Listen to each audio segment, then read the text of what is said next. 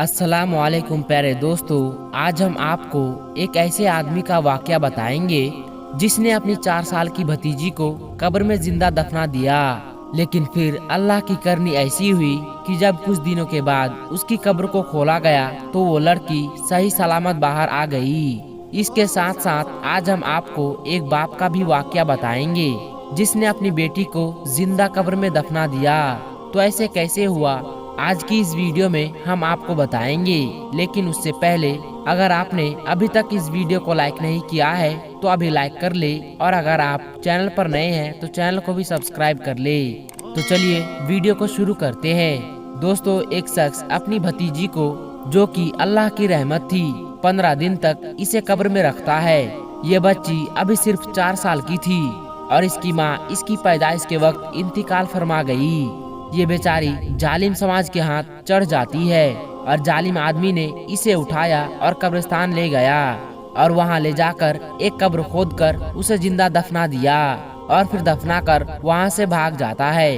दोस्तों, अब रोज रात कब्र के अंदर से आवाज आने लगी, लेकिन लोग यही सोचकर आगे निकल जाते थे कि शायद ये मुर्दा मुश्किल में है या फिर अल्लाह का इस पर अजाब हो रहा है, और फिर तौबा करके आगे निकल जाते। एक दिन लोगों ने ये फैसला किया कि क्यों ना इसकी कब्र खोदी जाए और देखी जाए कि आखिर क्या माजरा है। दोस्तों, जब कब्र खोदी गई तो कुदरत का बड़ा करिश्मा हुआ। लोगों ने देखा कि अंदर से एक बच्ची निकल आई जो कि जिंदा थी। दोस्तों, अल्लाह का यह बहुत ही बड़ा करिश्मा था जिसको देखकर लोग हैरान रह गए और अल्लाह का शुक्र अदा करने लगे। एक दिन हमारे प्यारे नबी के एक सहाबी नबी पाक के मजलिस में बैठे थे और इस्लाम कबूल करने के बाद उनको हुजूर सल्लल्लाहु अलैहि वसल्लम से बहुत मोहब्बत हो चुकी थी। हमारे प्यारे नबी ने कहा कि आज मुझे कोई दर्दनाक वाकया सुनाओ। तो उन्होंने कहा कि या रसूलुल्लाह सल्लल्लाहु अलैहि वसल्लम, अब तो आपके नजरे करम के सदके अब तो हमारे दिल बदल चुके हैं, लेकिन समाज में मैं बहुत जालिम आदमी हुआ करता था। मैं इतना बड़ा जालिम था कि पूरी बस्ती मेरे जुल्म की वजह से मुझसे डरती थी। लोग मुझे बहुत बहादुर मानते थे क्योंकि हम इस्लाम से पहले बच्चियों को जिंदा दफन कर दिया करते थे और हमने अपने इन जालिम हाथों से गांव के 80 से ज्यादा बेटियों को जिंदा दफन किया है। ये सुनते ही हमारे प्यारे नबी की आंखों से आंसू जारी हो जाते हैं और आप सल्लल्लाहु अलैहि वसल्लम ने फरमाया कि ये सब करते हुए तुम्हें जरा भी खौफ नहीं आया, जरा भी शर्मिंदगी महसूस नहीं हुई। तो उन्होंने कहा कि या रसूलल्लाह, एक बार तो मेरे भी रोंगटे खड़े हो गए थे जब मैं कारोबार के लिए दूसरे शहर जा रहा था और मेरी बीवी पेट से थी।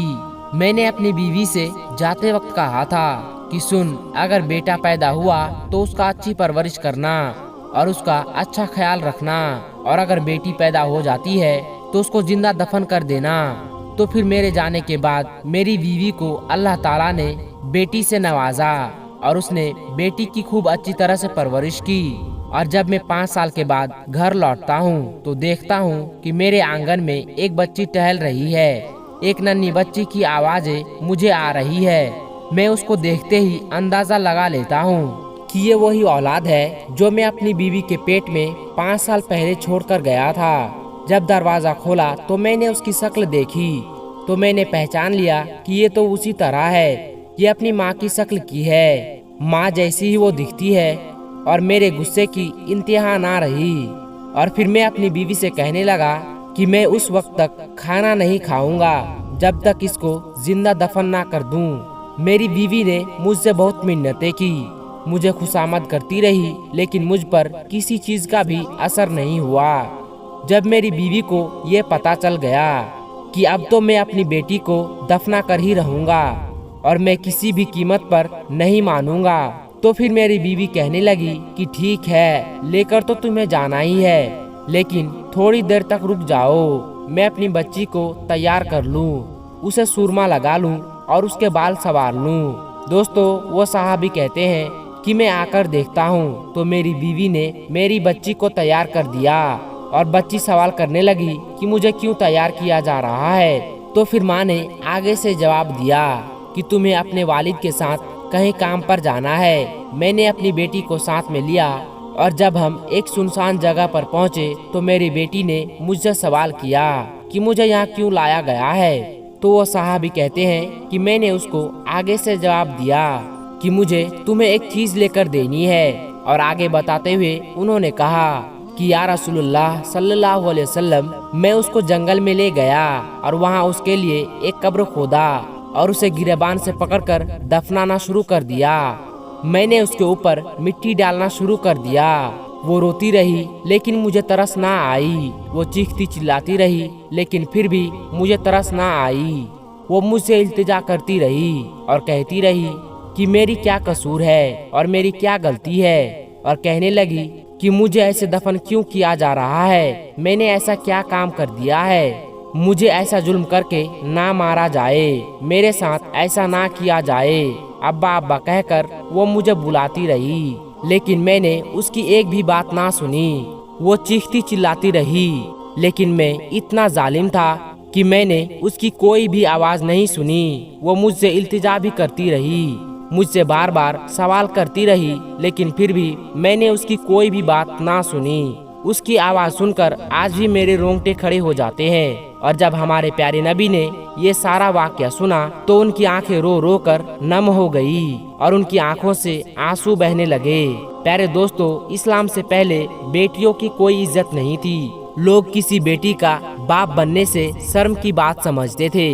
लोग अपनी बेटियों को जिंदा दफना दिया करते थे और जो कोई भी अपनी बेटी को मारता तो उसे बहुत इज्जत की निगाह से देखा जाता था। लेकिन हमारे प्यारे नबी हुजूर पाक सल्लल्लाहु अलैहि वसल्लम के आने के बाद बेटियों की अहमियत क्या है ये पूरी दुनिया वालों को बताई। आपने फरमाया कि बेटियां अल्लाह की एक बड़ी नियामत है। हुजूर पाक सल्लल्लाहु अलैहि वसल्लम ने फरमाया कि वो औरत बड़ी खुश नसीब हुआ करती है जिसकी पहली औलाद बेटी होती है।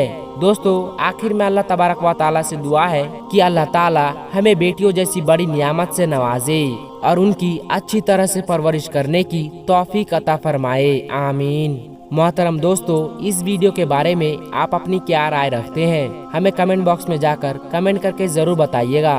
अगर आपको ये वीडियो जरा सी भी अच्छी लगी हो तो इस वीडियो को एक लाइक करके हमारे चैनल को सब्सक्राइब जरूर कर लीजिएगा। मिलते हैं फिर एक और नई वीडियो के साथ। तब तक के लिए आप अपना और अपनों का बहुत ज़्यादा ख्याल रखिएगा। तब तक के लिए अस्सलामु अलैकुम व रहमतुल्लाहि व बरकातुहू।